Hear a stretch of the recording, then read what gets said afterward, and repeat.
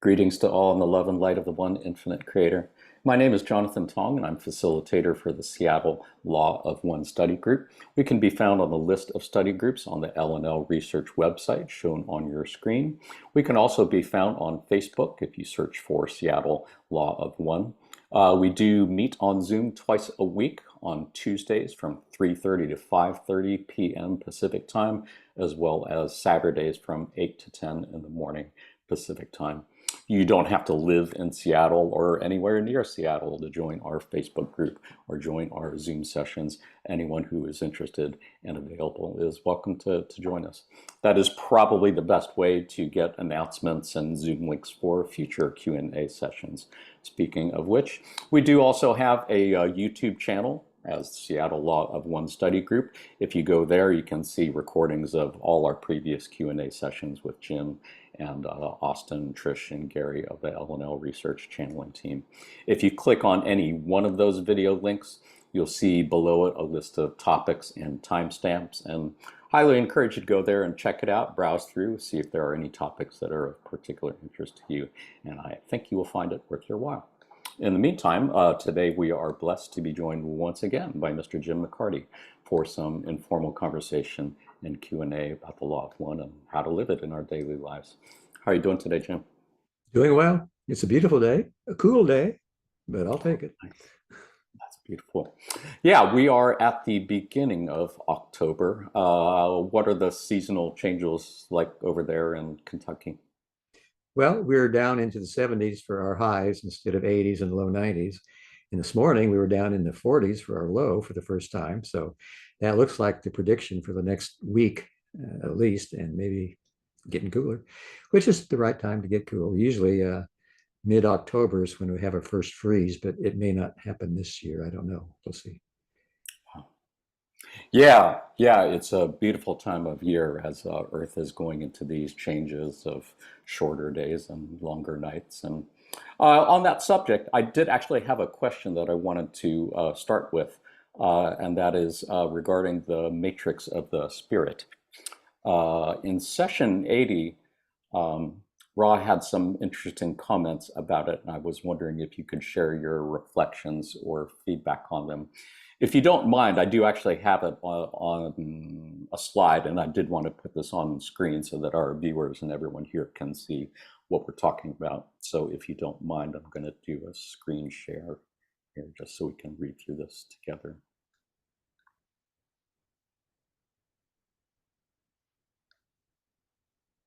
So for those who are not familiar with the archetypical mind, this is probably going to be pretty esoteric and pretty confusing. But for folks who are somewhat familiar with it, this is probably one of the more confusing parts of the archetypical mind, which is probably one of the most challenging topics for all Law of One students. Anyway, this is an image of the matrix of the spirit, which was taken from the Raw Contact book, which can be found in the L&L Research library. If you go to the L&L Research website, go to their library, go to their books, and find the one on Raw Contact. There are 2 volumes to it. There are images of the Egyptian tarot at the end of the 2nd volume. And actually, while I'm thinking on that, Jim, am I understanding correctly that the images that are there are basically the same images that Don was referring to in his questioning with Ra? These that you have on the screen right near this one is from the Fathman deck. And we use the Egyptian tarot, but we didn't get permission from the folks that had put out the Egyptian tarot to use it in our book, except for the first 7 of the archetypes of the mind, because we changed what they look like after we discovered from Ra that astrological portions of those images should be removed. Right. So after the mind, we had to use that from the George Fathman book, which are similar, but they don't have the same detail that the Egyptian tarot has. And minus the astrological things, which are meant to be part of it anyway. So if you don't mind, I'm just going to read through this session just so we can get your comments, through this passage, just so we can get your comments. There's several parts here that I think are really interesting and would love to hear your thoughts on them. So the questioner asked, now the 15th archetype, which is the matrix of the spirit, has been called the devil. Can you tell me why that is so? Ra, I am Ra. We do not wish to be facile in such a central query, but we may note that the nature of the spirit is so infinitely subtle that the fructifying influence of light upon the great darkness of the spirit is very often not as apparent as the darkness itself. The progress chosen by many adepts becomes a confused path as each adept attempts to use the catalyst of the spirit. Few there are which are successful in grasping the light of the sun. By far, the majority of adepts remain groping in the moonlight, and as we have said, this light can deceive as well as uncover hidden mystery. Therefore, the melody, shall we say, of this matrix often seems to be of a negative and evil, as you would call it, nature. Do you have any first thoughts, impressions on the meaning of this passage overall? Well, I'll just preface my response by saying I could be wrong, but I believe the nature of the spirit is basically equivalent to the nature of the creation or the one infinite creator, and it's endless, it's infinite. And most of the time, to any outward perception, it looks like it's dark, and it is dark because it has not been created yet. And I think that the lightning or the lightning struck tower is that which begins to enlighten a certain portion of the spirit to be utilized by the adept or the seeker of truth. And when Ross said that it looks like it could be evil, I think that's because it's endlessly dark until that light, the lightning struck tower, or as Ross said, the lightning itself, fructifies it or brings into perception some quality that could be used by the adept in the journey of seeking. So it is not at all evil. It's just not understood, as if something as infinite as the one creation could be understood, especially in third density. We don't understand things very well. Ross said it's not the density of understanding. So I think it has an infinite amount of information and inspiration to offer as the adept provides some desire or lightning to know on its spiritual journey more of what it is all about. Fascinating. Yeah, thank you for illuminating that bit of darkness there. That particular passage where they say, few there are which are successful in grasping the light of the sun, by far the majority of adepts remain groping in the moonlight. Really intriguing choice of words, intriguing visuals. What do you make of that in terms of what are they referring to as the light of the sun and the groping in the moonlight? The sunlight and the moonlight, I guess. Well, again, I believe, this is my opinion, that the light of the sun is what we are all seeking as we become conscious spiritual seekers of truth. And the light of the sun is illumination as to the true nature of reality, the true nature of our being the one infinite creator. So when the adept is seeking in the darkness of the third density illusion that has the veil of forgetting, the adept is doing the same thing all of us are doing, whether adepts or not. We're groping in the darkness. Ra mentions in one place that during the incarnation, well, before the incarnation, we see the overall picture of the life pattern. And then we make pre-incarnative choices as to how we want to move through it and learn the lessons that will allow us to move into the fourth density. But within the incarnation, we are looking as with a candle, seeing just a little bit at a time, So I think they're talking about the veil of forgetting, and that the adept has a greater challenge because the adept apparently has already gone beyond the green ray energy center, the unconditional love that is necessary for graduation into the fourth density. And he or she is an adept because they've done that and they're working in the blue and perhaps in the indigo as well. So they proceed further into that darkness and have to make a greater effort to find the light. And so they're groping in the darkness, as we all are in some way or another. Indeed. Yeah, that's kind of how I was thinking of it also. I mean, I was thinking in terms of, I mean, few of us can look directly at the sun just because the light is so intense. And few of us, I think, can really perceive reality as it really is, since we're so distorted, being separated from the one to start with. And looking at moonlight, which I guess is reflected sunlight, is maybe a easier way for us. That's most light, I suppose, that we can tolerate. Any thoughts on the meaning of Lucifer as light bringer? This is something that came up in discussion in our discussion before, where Lucifer and Satan and devil all seem to be kind of lumped together in the same category. And yet Lucifer is often referred to as the light bringer. Do you think that has bearing on this particular archetype? I think it does. In one place, I know that Ra mentions Lucifer as the light bringer. And I think, I really don't know for sure. But again, I think that Lucifer uh, itself, the word, I believe, lux is light.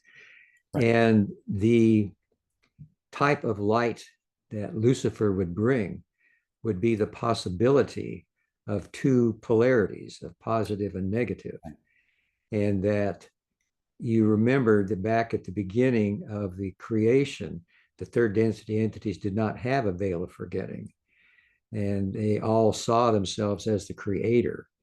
And so they knew they needed to try to work to graduate to fourth density, but they didn't see any reason to change their position as the creator. So they had to repeat many times over the third density. So when the Logos decided to try the veil in between the two, then there was the possibility of two polarities, the positive and the negative. And that veil, paradoxically, helped third density entities to make a choice. Now, that choice could be either way, positive or negative. So I think the light bringer is the one, oddly enough, is a negative entity. But I think it's also related to what Don had to say in one of his questions to Ra, the first question in session 30. He said, now, before the creation existed, there was only the possibility of service to self. There was only the creator. Only when creation was existed was the possibility of service to another self that was evident. So that was the equality of positive and negative polarization. And again, it's a paradox. And paradox are abounding in third density here. Yeah, thank you for sharing that. I do remember reading a session recently where Quo did say more or less what you just said, that uh, Lucifer as Lightbringer uh, was really, I think they were referring to the Garden of Eden, and they were saying that it wasn't really knowledge per se that they were bringing, but it was the understanding of polarity and choice that they were bringing. And that Right. is actually the crux of it. Yeah, thank you so much for. I do see a number of questions in the chat window, so I do want to go ahead and jump to those right straight away. Josh, I believe you had two questions that you wanted to ask. And right now, probably have time to ask both if you'd like. You want to go ahead and get things started there? Sure, thank you. I'll just ask the first one and we can come back to the other one later. Sure. Good morning, Jim. Thank you so much for doing this. Hope Good morning, you're well. Joshua. So first question, we had been debating this in our groups a lot recently, and we were curious to ask you. But I think we came to a conclusion. But so the question is, in your understanding, can and will a higher self, which we know is a sixth density positive entity, help its own third density negative self if help or information is requested by the third density negative self to further its negative polarization? Something like trying to control others by perhaps rising up the ranks in a business or invent something specifically that would take advantage of others. Would the higher self aid? It is my opinion that yes, the higher self would aid if it were asked. But negative entities usually do not depend upon any outside source for assistance. They separate themselves from all sources and to attempt to control them.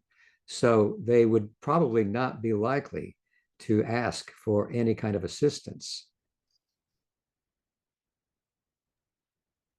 Thank you. Yeah, that is our understanding. But if they did ask in some rare possibility that you feel the higher self would oblige and aid. I believe so. Ross suggested that was one of the purposes of the higher self, was to give guidance when asked, and during a pre-incarnative choice, to help with pre-incarnative choices, and after the body was dropped and the entity moves higher into the illusion, to help with programming next incarnation. Thank you very much. Thank you for your question. Thanks, Josh. And if we have time, we'd love to double back to your second question. I do see a fair number of questions in the chat window, which is awesome. The best questions, the best sessions are when we get a lot of questions like this. Sue-Wen, did you have a follow-up question you wanted to ask? Yeah, I do have a follow-up. What if the negative third density entity, is asking for something that's not against his pre-incarnative programming, or some entity that, was planned positive path but end up choosing the negative path? Would the higher self help him to keep on going on the negative path? I would imagine that the higher self would. We know from what Ross said that the creator blinks neither at the light nor the darkness, that the positive and negative polarities are both valid paths to the one creator. Then why, like Roosevelt, Ross said, he's a positive entity, but he distorted towards power, the negative characteristic. So, I believe Ross said the higher self or himself, through pre-incarnate programming, give him the disability. Right. Is that considered the higher self helping him along the negative distortion or not? I believe, and this is just again my opinion from what Ross said, that Roosevelt himself had programmed, along with the cooperation of the higher self before incarnation, that polio would be a way of getting him back onto the positive path if he were after power in too great a degree, you might say.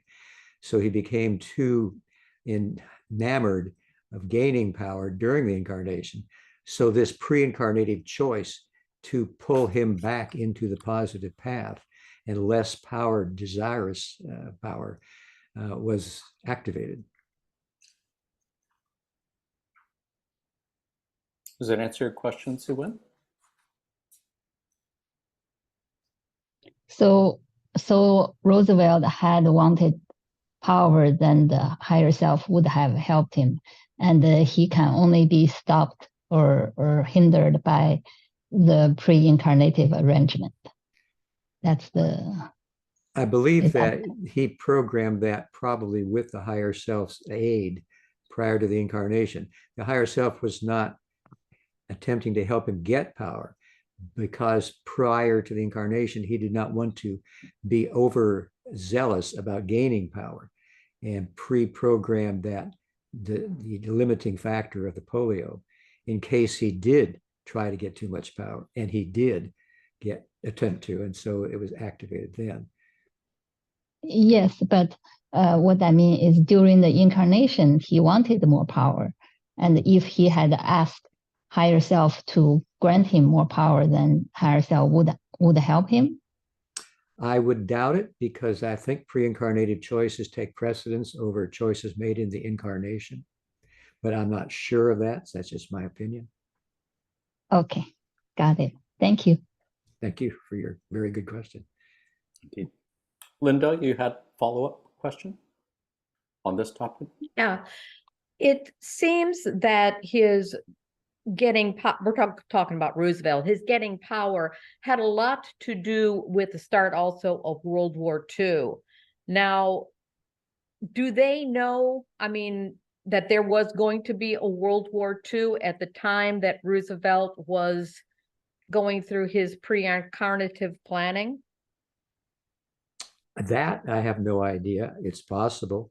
I mean, I think before incarnation, we have an overview that gives us more information about what kind of a situation we're going to be incarnating into. So it would make sense that we would plan for that if that were the outcome. I think, though, there are probably parallel possibilities. You know, if there were no war, he might have had a different kind of plan. So I'm just guessing, again, it's my opinion, that they could see the energies going in that direction and would plan for them. Okay, thanks. Great questions, everybody. Thank you. I did want to continue through the questions in the chat window, and I saw that Carrie had a question. Carrie, would you like to unmute your mic and ask?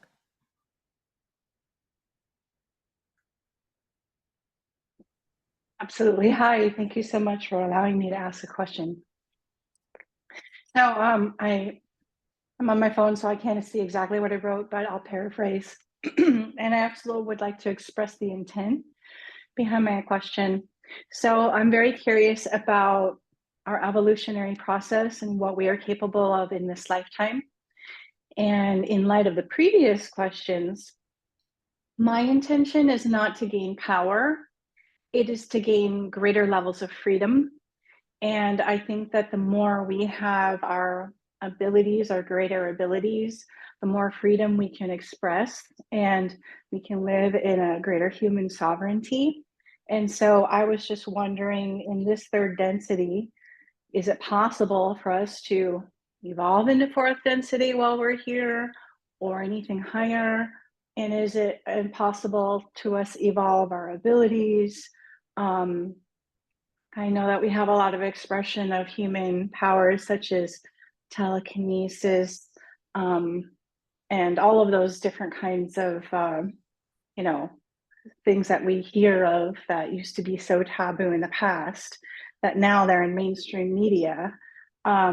What can we get to? What can we strive for? And what can we focus on?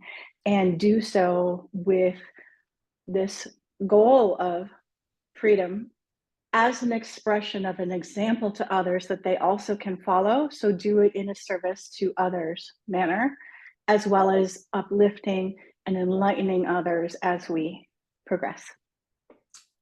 Well, I think that anything is possible during the incarnation, even though you may have pre-incarnatively chosen certain lessons to learn. Sometimes people learn more quickly, sometimes more slowly, whether it's freedom or opening the heart and unconditional love, that you then can continue your path in a way that you would choose during the incarnation. Now, you don't know that you're doing that because the incarnation has that veil of forgetting in it, and we don't usually know pre-incarnated choices. And so I think there is always the freedom to choose, because free will is paramount throughout the universe. Free will, in fact, is the first distortion of the one infinite creator. in the desire to know itself, it had the free will to create the creation with the power of love, to focus through that love and to create what we see as the material illusion out of light. So I think we also, each of us, have that free will to do whatever we want to do. And there's, like I said, two possibilities: pre-incarnated choices that can be the foundation or the goal of the incarnation. And then during the incarnation, we may or may not achieve the realization of those pre-incarnated choices. But then after the review of the incarnation, after it's over, then we choose again.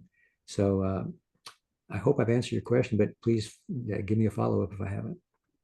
Yeah, no, that's actually fantastic. Free will really, I think, answered it for me, and I really appreciate that. That's very, it's a very hopeful answer. So thank you. Thank you for your question. It's a great question, Carrie. Thank you. Jim, I did want to ask one follow-up question on that.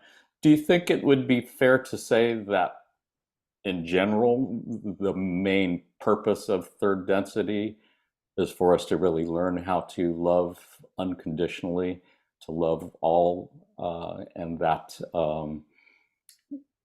that's kind of the key to graduating to fourth density, and any psychic abilities that we might develop otherwise don't necessarily make us more spiritually evolved or advanced? You think that would be fair to say?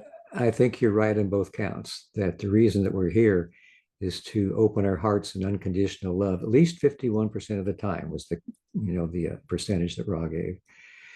And that can be accomplished if we begin to see everyone as the creator, that we don't make separations in our mind as this person or that person, because we may or may not like what they're doing or saying, that we see them all as the creator. And as far as psychic abilities, I don't think that has a lot to do with our evolution. They may be side effects of a spiritual journey, but I think they can also be distractions, because that doesn't necessarily mean you love anybody or you can't determine a person's polarity by what they can do psychically.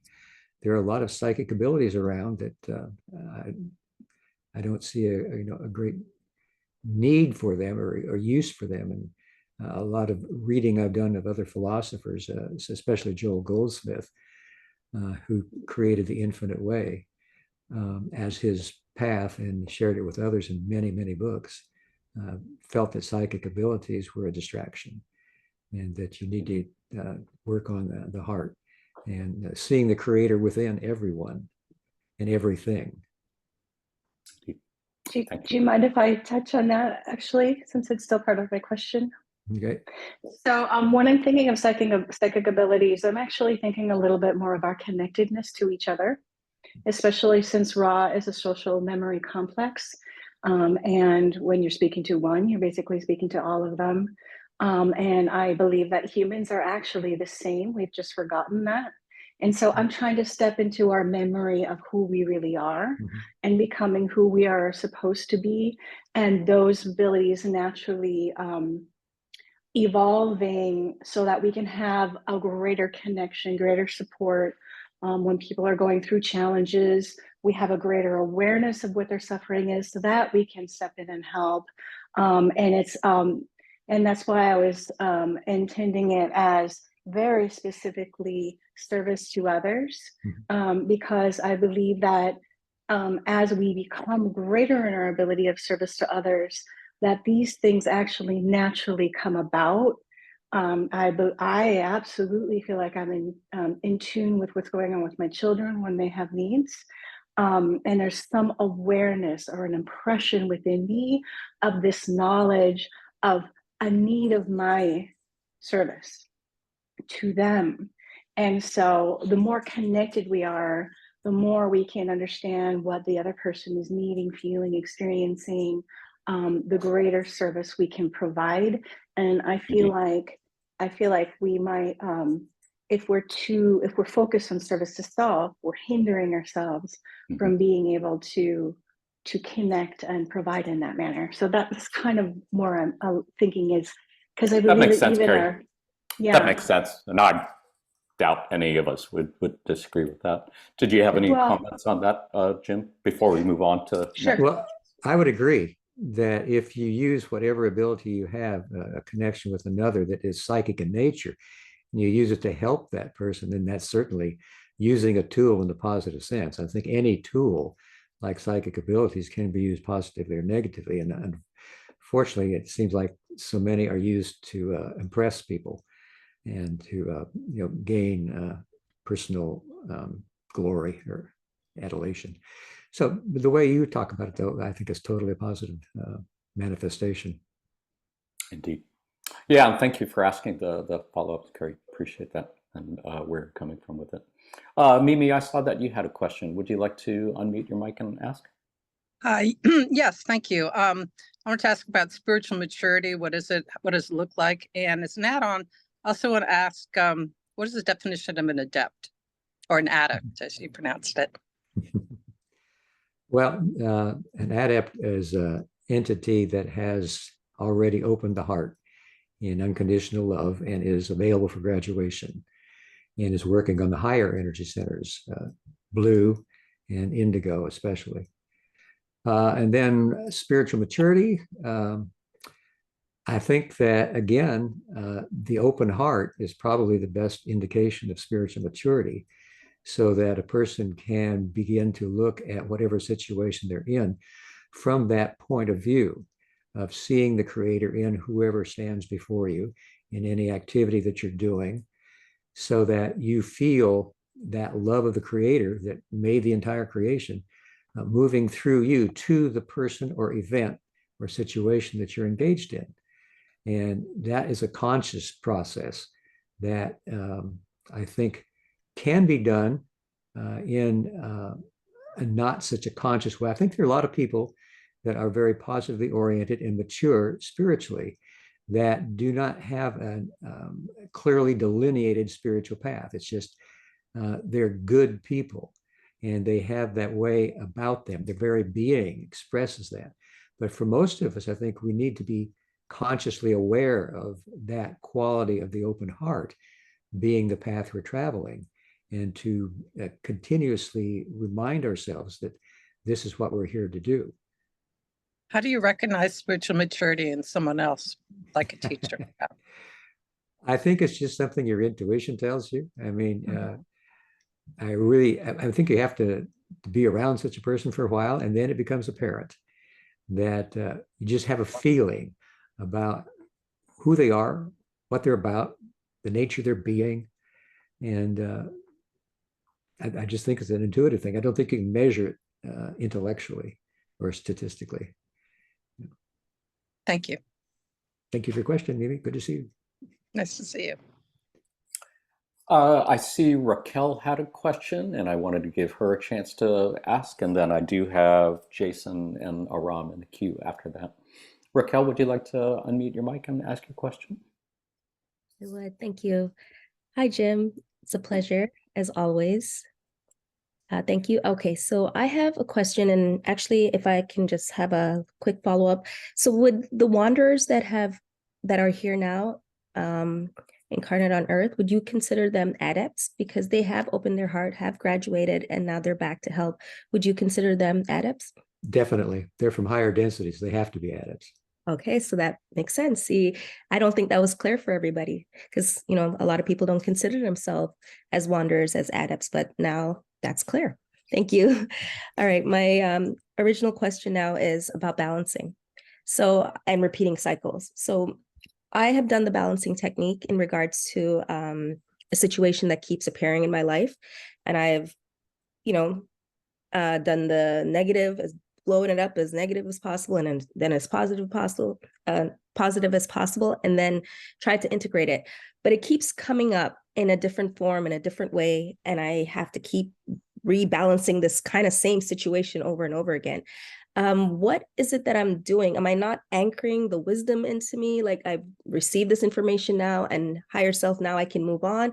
How is it that this keeps appearing? Like, it's like a catalyst that I keep drawing to myself over and over again, but I feel like I've continuously balanced this exact situation. Any insight on that? I think that some lessons and many probably are pre-incarnatively chosen. And it may be that some lessons are meant to last for most of a lifetime, that it's not a one and done.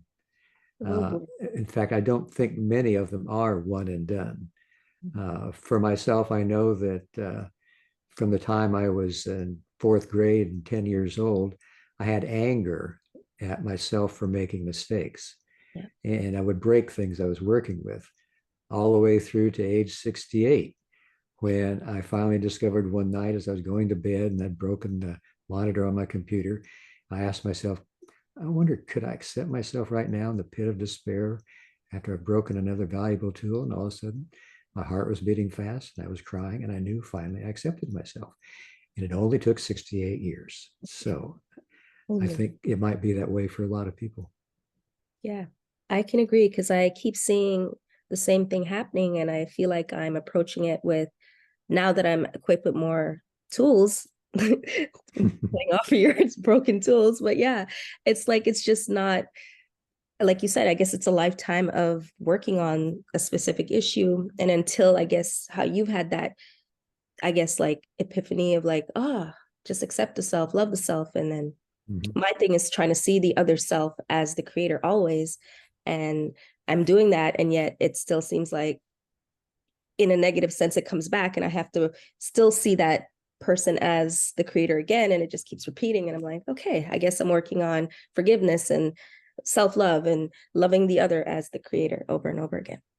Yeah. And I think it's a process of polarization. The more you do that, every time you do that, you might not be aware of it, but I do believe that it becomes more powerful for you. Yeah. And you are becoming more aware. I do see that 100%. So when you said that, it clicked on that. So I am, because it's not appearing the same way. And I read a quote session where it doesn't appear like you feel like you're repeating stuff, but it doesn't appear the same way. There's always like a little bit of a difference where I guess you made some advancement the last time and now you can make a different choice. I just wanted to stop appearing. That's all. Yeah. To be honest. Well, no, I do have like a slight transient question that the group might enjoy. We know that Carla has moved on to larger life, and sometimes she communicates with me, but and you mentioned before that you believe Don is incarnate here. Have you ever thought about like him remembering who he is and him coming to find you and reconnecting with you and seeing what that would be like? Has that ever crossed your mind, and have you prepared for that at all? Carla and I believe that he did come back and join us. But he was aware that some people thought that he was a reincarnation of Don. He just kind of said, "Oh, okay," because he was a great guy. In fact, he's still in communication with him. He lives out in Wyoming, and I'm just thinking about him remembering everything and then realizing the impact. Like, our group is here primarily because of him, you and Carla. So it'd be just amazing for him to wake up this lifetime and be like, hey, I did all of that last lifetime. That's amazing, That's why there's a veil of forgetting, I think. So, yeah. He would have said that, right? Okay. Yeah. I haven't spoken to him in the last couple of years, but before that, I thought his perception was, well, that's kind of interesting that you think that, but you might be a little nuts. But he stayed with us for a couple of years and worked. We had a piece of land in northern Kentucky where he worked for a while and helped us out. And so yeah, I think everything's working out the way it should, because he's a very sweet soul. Yeah, he has a very big heart, and so we're glad to have met him and known him. How healing for you. How wonderful for you to see him. Yeah. That way. Yeah, both he and Don are 6'5", and very intelligent. He was when he was 5 years old. I was talking to you about that land we had in northern Kentucky. He was riding up in my truck. We were going there, and he saw these clouds going across the sky, and he said, "Well, those clouds aren't moving as fast as they look like." And then he made a fist with his one hand and said, "This is the Earth. The Earth is rotating and the clouds are moving across." And he used the other hand there. So the clouds are aided in the speed they look like they're moving by the rotation of the Earth. And I said, okay. And then a few minutes later, he saw a jet plane. And he said, you know why a jet plane can fly? And I said, no, why? Because there's more air pressure under the wing than there is over the wing. So, you know, he was a jet pilot when he was as Don. He's so Don. He's so smart still, you know. He's So like Don. so Don. He's so Don. Yeah. At Thank 5 you. years old. Yeah, that's what I'm saying. He hasn't lost it. So we'll see. Fingers crossed. Thanks, knows? Jim. Thank you. Folks, I did want to note that we've got about 20 minutes left in our time for today, and I do see 5 people who still have questions. And I did want to make sure that everyone has a chance to ask their questions. So bearing that in mind, we've got Jason and then Aram and then Linda. Jason, do you want to go ahead and unmute your mic and ask? Yeah, hey, I'm on my headset. Can you hear me okay? Yep, sounds great. Okay. First of all, thanks, Jim, for being here. Appreciate it. My question's probably at the kindergarten level, and I'm okay with that. So I'm still struggling with the difference between service to others and service to self. So in my mind, we're all one. And so if I serve myself, I'm serving others. Is it just the mentality of the control and things like that being service to self versus unconditional love being service to others? Or I'm just trying to help or ask to help alleviate this paradox I have in my mind, as I don't really understand the difference between the two. I hope I'm making sense. Oh, yeah. Since we are all one, if we attempt to serve others, we're also serving ourselves. If we try to serve others and we gain polarity, that is a service to ourselves, but it's a conscious choice. So the negative path is a path that does not try to serve others. And yet they serve others in some way by providing catalyst. So basically the two paths have the same qualities. It's the intention, I think, that makes the difference between the two. If you're intending to serve yourself, that's positive polarization. If you're intending to serve only the self, that's negative polarization. But in the overall overview, they're both the same. They're both serving the creator because we're all the creator. So this distinction is made in the third density and continues throughout the fourth, fifth, and to the mid sixth density as a path or a tool to move more quickly along the reunification with the one creator. After mid sixth density, there is no longer any polarization that is used. It's gotten everyone where they wish to be. And from that point on, it's just a conscious choice of moving forward. Any follow-up questions on that, Jason? For me, thank you very much. That was great. Thank you, Jason. And I appreciate you asking that. Want to make sure everyone understands whether it's what you consider to be a kindergarten level question or a grad school level question. They're all great questions, and I appreciate your doing that. It kind of gives other people the courage to ask questions like that. And that is a great question. And we're going to move on to Aram. Did you have a question, Aram? Yeah. Hi, Jim. Good to see you again. Good to see you. So my question has to do with the different planetary consciousnesses. And I'm trying to understand the archetypes through astrology. And I kind of made an association through the raw material with, like Venus being associated with love, and Mars is kind of aggression and bellicosity. And I'm wondering, and I noticed too that with the council being on Saturn, they may represent discipline and responsibility. And, do the other planets, are kind of Western astrological ideas about what the planets represent, do they correlate with the planetary consciousnesses? Is that something we've as humans have come up with, or is there some validity there? Well, I'll have to tell you that I don't have very good specific knowledge of astrology. I do know that Ra suggested that we not include the astrological portions of the Egyptian tarot that had been put there, and Ra did not put them there. They did not say astrology was not a path that could be followed. They said astrology would be a good path by itself, but it should not be mixed with the archetypes because it dilutes or misdirects the person who wishes to have an archetypical knowledge of the nature of our evolutionary process. So in that regard, I would suggest that astrology be studied by itself, and probably has some very helpful information to give regarding the planets and their very natures. But I don't know anything about astrology other than that. Any follow-ups on that, Ron? Yeah, I do have a follow-up. So in studying the archetypes, is that a way to kind of understand how to be the 360-degree being? And I understand that that takes lifetimes. It's not possible in a single incarnation.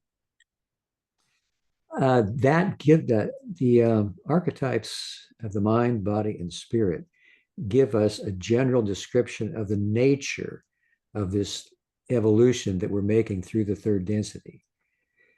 And that is something that is in conjunction with the balancing process that helps us to become that 360-degree being. So there are two different aspects of the nature of creation, the nature of our movement through the creation and becoming able to move into higher densities, fourth density specifically.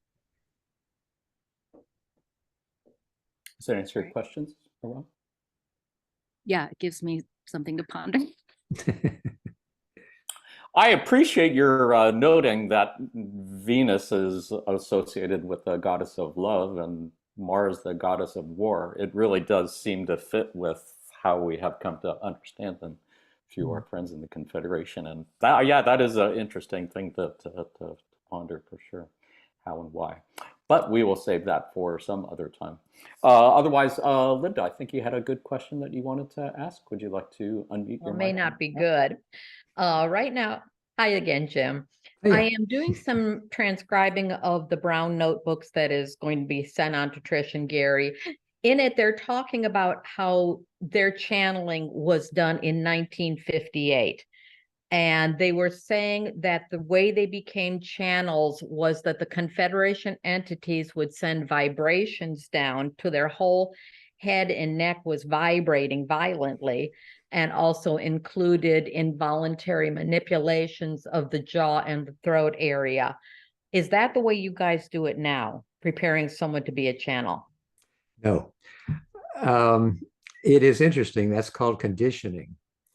And back in the early 80s, when I had first joined Don and Carla and was learning how to channel, that was still being used at that time. Usually it was the mouth opening and closing, maybe feeling pressure on the brow, maybe hair raising on the neck, maybe the tongue slurping and making weird sounds. But nowadays it's there. As far as I know, nobody in our group, we have 4 people now in our channeling group, has any kind of conditioning like that. It's basically a telepathic reception of either images, concepts, word by word, or phrase by phrase. Okay. And I mean, did they have to be, how were they trained to be able to receive that? They were, well, Walt Rogers, I think, was the first one that began in our area. Now, apparently around the world, there were others who were receiving the same kind of information.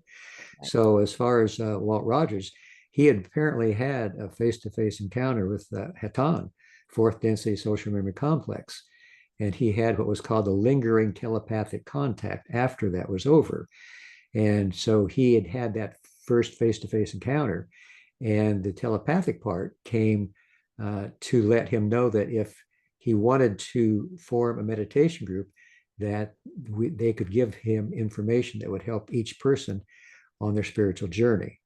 And I don't remember him saying that there was a lot of conditioning. I just know that when he came to Louisville to channel with Don's group that Don formed when he was teaching physics at the U of L, the University of Louisville, that he did say that there was contact being made with the people in the group, but they were feeling those feelings. They were feeling the conditioning, but they weren't saying the words because they thought they were making them up. So, Hatan spoke through to Walt Rogers and said, speak the words that you hear, analyze them afterwards. If you analyze them while you're hearing them, you'll stop the process. Okay, thank you. Thank you. And thank you for working on the Brown Notebook. It's great. It is so much fun. Really looking forward to seeing that one when it's finished. Thank you for doing that, Linda. I see Shah Arpan had 2 questions in the chat window. And Shah, I'm going to guess that the answer to your first question is going to be a fairly short no. And you might get a more satisfying answer to your second question, but I'll leave it up to you. Would you like to pick one of those questions to ask? Yeah. Hey, Don, sorry, Jim, what's going on? I was introduced to the Law of One books about 25 years ago when I was in college. I was 19 then, or 18 rather. I'm 42 now. So I'm really glad I found the Law of One Facebook group about 2-3 months ago. So we've been meditating together.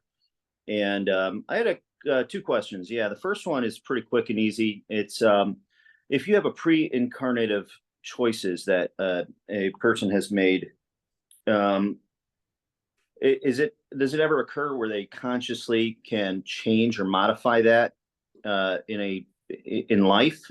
I mean, you know what I'm asking? Like, can it be changed? Yeah, I think there was one point where Don asked Ra if there was a certain kind of difficulty that was happening in the life pattern that was the product of a pre-incarnative choice, if there could be another choice made during the incarnation that would, I guess, set the course of the path more in harmony with the original intention, that could be done. Okay, so if it's in harmony with the original intention. Okay, any cool. Follow-ups on that, Sean? Or are you good on that? No, I'm good on that. It's a simple answer, simple question, If you don't mind, I'd like to move on to the next questions, and if we have time to double back to your second question, would love to. Okay. Yeah, that's about to, if that's okay. Yeah, thank you. Yeah, it's an important one for a group that I'm with. But I can wait, or I can deal with Okay. We try to keep our Q&A sessions to about an hour, and we try to make sure that everyone who had questions has a chance to at least ask one question. So it looks like we got a couple more folks with one question, and then if we have time, we'd love to double back for seconds. I know Josh had a second question he wanted to ask too. Akiz, and I hope I am pronouncing your name correctly. Did you have a question you wanted to ask? Yes, thanks so much for having me. It's a huge honor for me to talk to you. One question is, whatever the raw material says really resonates with me. There's just one thing that I can't really wrap my head around, and that's one thing about the Orion group. I don't understand why they're doing what they're doing, why they're trying to turn us into negative beings. And my question would be, because the only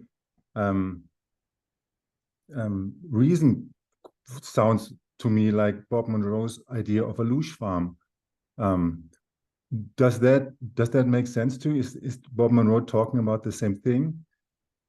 I'm sorry, my English. You're asking why is the Orion group doing what they're doing, basically? Yeah. And are they nurturing themselves from our negative energy, or is it a different thing? They're attempting to polarize their consciousness in a manner that will help their ability to move higher in the densities, like we are here in the positive sense. That we're trying to do the service to others. The service to self is also a valid path, because these are entities that are also the creator, and they see themselves as the creator. And they attempt to separate themselves from other entities and to gain control of them so that they can move more in harmony with the creator. So it is a path that Ra called the path of that which is not, which is separation. But as I mentioned earlier, Don said in the 30.1 that since in the beginning there was only the creator, then service to self was the only kind of path that was available. Service to others only became available when there were others that were created. So that set the basic foundation for both paths being viable. And Ra suggested that the creator blinks neither at the light nor the dark, that their power is the same as ours. So they follow a path that is not of, it's a path of that which is not, because that which is unity.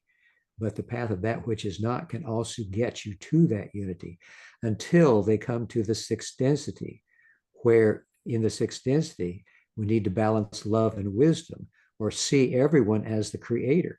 That's easy for the positive path because that's the way they do it. But for the negative entity, they see that they cannot go any further until they begin to see others as the creator. So they reverse their polarity and become positively oriented entities. Again, until the middle of the sixth density, then polarity is no longer utilized as a method of moving through the densities. Okay, thank you. Does that answer your question, Akiz? Any follow-up? I think kind of, yes. Thank you. Thank you. Jason, did you have a follow-up on that? Yeah, just a real quick one. I know we're short on time, but just wanted to follow up on the whole concept of the soul trap and things like that. That's something I've explored. Just wanted to see if Jim had any thoughts on this world being a soul trap, or if that's just maybe a fallacy. Soul trap? Is that what you said? Yes, sir. That's correct. So the concept is that we're being reincarnated here against our will. No, I don't think that's correct. I mean, I don't think I've seen any, I've certainly not seen that phrase used in any of the channeling transcripts I've read. Are you referring to something that Ross said or Quo said, or is this coming from other places, Jason? Yeah, so that's definitely not a raw material thing. I've been through the books a couple of times. It's not mentioned that I can remember anywhere. It's just another concept out there in the spiritual community. So that's where it's from. Yeah, no, I would not say anything about planet Earth being a soul trap. I don't think there are such things where everyone's the creator. Nobody's getting trapped. Indeed, but thanks for asking. Appreciate it. Nanette, I believe you had a question you wanted to ask. Yes. I was wondering if anybody has some suggestions. I know that singleness of focus is what's essential to be receptive to, well, in my case, doing some automatic writing and listening to my guides. And I have trouble with, or just meditating. And I've noticed with the pyramid treatments I've been using with the little pyramid that Josh gave some of us at gave everybody at a meeting, I've noticed a big change in my, I guess I'll use the term psychic receptivity. And I've noticed a real, almost to me, subjective, but I can physically feel something descending on me from the head down and kind of sitting on my head like, kind of like a cloud, but it's a nice cloud. But I have trouble holding my focus. And I know that I have to continue meditating and I need the intention to do that, but my mind wanders, and I keep coming back. Like my attention span is literally like, sometimes it's like 3 or 4 seconds, and I have to catch myself and come back. So I was wondering if anybody has some nice things to say that would like help me. I don't even know. I guess it's just something I have to do myself. Maybe somebody could contribute some methods they use that help them to do that focus, as in Buddhist meditation. I mean, just some little tips that would help me steady my mind. Sorry for the long question. Any suggestions, Jim? Carla never thought she was a very good meditator either. She thought maybe 5 seconds is about as far as she could go. Oh, good. But I think it's the intention really that is the important thing for the meditation. If it happens to manifest in the way that you feel is more one-pointed and for a longer period of time, I think that's great, but I don't think it's necessary. I think your intention to meditate. And Roth suggested that meditation was a means by which we can listen to the Creator. And I think that always happens, whether you're aware of it or not. Usually it's not words that you're hearing, or sometimes it might be images, but mostly I think it's a deep sense that is within your being that begins to manifest in your daily round of activities, so that you feel more at peace as you're going through them. And that is something that does not have to have, the one-pointed meditation for a long period of time. You don't have to be an adept in order to be communicating or being communicated with by the Creator. Carl always said that the Creator communicated with us in thoughts too deep for words. And that if you set your intention of just wanting to hear or feel or be a better person into the heart, loving others, that's what you need to do. And sure, that's what you're doing. Thank you. I think the key word for me in that, not only that it was reassuring Carla didn't feel she can concentrate too well, is listening. And I think that's where the focus is. So thank you very much for that, Jim. Well, thank you for your question. You're welcome. It's a great question, and meditation is always a great question and always a great topic for discussion. And I did want to note that Josh Silverman, who is with us today, facilitates a Reading the Law of One group that meets on Wednesdays. They go through and read the entire raw contact through one session at a time. Sue Wen facilitates a Love and Light Unity meditation group, along with Josh, I think, and Joey. That meets on Sundays and Fridays as well. So there are a lot of great study groups out there, and I would encourage everyone to find a group that they vibe with. Every group has kind of a different vibe, and there are many to choose from. If you go to the L&L Research website, click on the Connect tab, I believe, at the top, and then on study groups. And in North America or other parts of the world, you can find groups that either meet in person or online. And yes, it's a great way for seekers to be able to have great conversations with other seekers.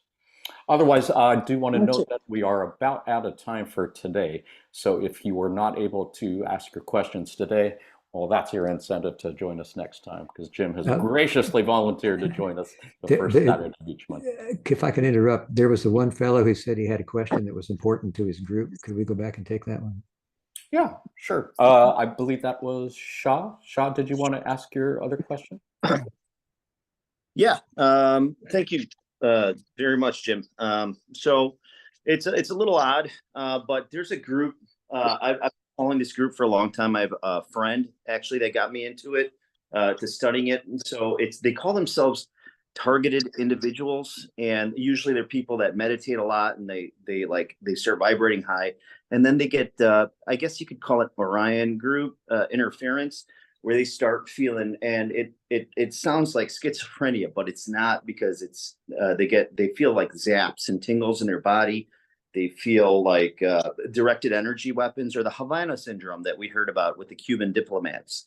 It's being studied at Pennsylvania, but there's a lot of conspiracy theories. They thought it was maybe CIA, this and that, and then now they're saying it's beyond that. And I'm thinking, it's just too weird. And I thought I would bring it to your attention if you know anything about this. I think Ra talked about something like this a little bit. But I also thought the planet is under quarantine from that kind of stuff, but yet there are Orion psychic attacks and other things like that that occur. So I really don't know what I'm asking. I'm trying to see if you have any insight on this, because this is a topic that's not discussed a lot, because it's a little darker, like MK Ultra and other things like that. And there's tens of thousands of people in these support groups that are actively claiming to have such symptoms. So I kind of wanted to see if you have any insight or light you can shed on this. During the raw contact, we had continuous psychic greetings or psychic attacks from a negative fifth density entity. And the way this functioned was that since we were standing close to the light, we needed to be able to reflect that light in a clear manner. If we moved away from that light in any thought, word, or deed, then we were making an opening ourselves. And that's the only way that negative entities can give you a psychic greeting or psychic attack. So we asked Ra, how do we deal with these when we're experiencing them? And Ra suggested that we should use meditation and send love and light to the one that is greeting us psychically. Send love and light to the entity, send love and light to the way that the attack was being manifested, and then surround ourselves in an armor of light. So this is something that we did, and it worked for us. And it would be what I would recommend for anybody that feels they're suffering any kind of a psychic greeting or negative experience. You see them as your brothers and sisters and send them love. You're not doing it just because you want them to go away. You're doing it because you really do feel that love and light for them. They do not see the nature of unity. They feel separation is the way. But we all on the positive path feel that positive acceptance of others and seeing all as a creator is the way to go. So seeing them as the creator, then you engage in sending the love and the light. And that's what I would recommend. Beautiful answer. Thank you, Jim. Thank you. I appreciate your question. Any follow-ups on that, Shah? No. Thank you. Thank you. Well, thank you, Jim, for making time for that, and thank you for everyone being here. It's been a great session, as it always is, and I've learned new things, as I always do. Jim, was there any last thoughts, reflections you wanted to share with folks before we wrap things up for today? Well, I think that gatherings like this are really important because we make connections with each other on the spiritual path and help each other along that path. And I think we all learn things here. I do, and I'm hoping everybody else does too. So as we gather together in these kinds of meetings, we blend our energies and our experiences and our hopes and aspirations and help each other get further along that spiritual journey. It isn't something that we always do by ourselves. It works a whole lot better if you have friends to travel with and connections that are made. So let's continue the connecting and the traveling together. Indeed. Yeah, thank you. And I am reminded just from looking at the chat window that there's a lot of wisdom in this group here to be shared and learned from. So that is my way, again, of encouraging folks. If you enjoy having these kind of discussions, yeah, find a study group that can meet. There are groups that meet almost every day of the week. And it's a great opportunity to learn and share. Jim, I wanted to thank you for, again, all you've done and all you continue to do in service to others, and for being here today. Thank you to all the friends at L&L Research for all they've done and continue to do in service to others. Thank you all for joining us on this Zoom call today, and for all you've done and all you continue to do in service to others. And to all who are watching this on YouTube at some other space-time and time-space, we are thinking of you now and in the future, in the distant future. We send you all love and light. Till next time we meet, in the love and light of the one infinite creator. Adonai. Namaste. Adonai. Love you all. Take care. Yeah. See you again. Love you. Take care.